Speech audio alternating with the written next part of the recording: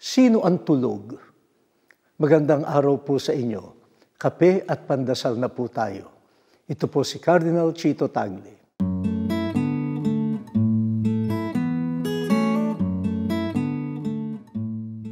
Kapag dumaraan tayo sa pagsubok o dili kaya'y panahon ng kahirapan, tinatanong natin kung bakit tila nakalimutan tayo ng Diyos.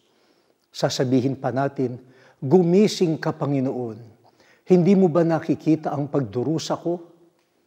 Ganito rin ang sumbat natin sa kapwa-tao na parang walang pakialam kung natisod ka sa kalye o dinukutan ka sa bus. Hindi ka man lang tinulungan, parang wala silang nakita. Tulog ba silang lahat? Natural lang ang ganitong damdamin.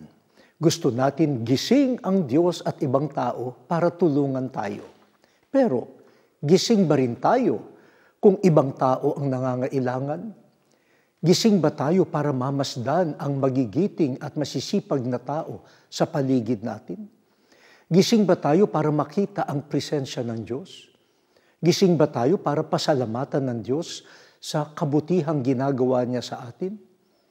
Kung hindi tayo gising, laging madilim ang makikita natin. Kaya, sino nga ba ang tulog? Baka tayo. O Diyos, gisingin mo kami para makita ang kadakilaan mo, ang kabutihan ng kapwa at ang kagandahan ng kalikasan. Amen.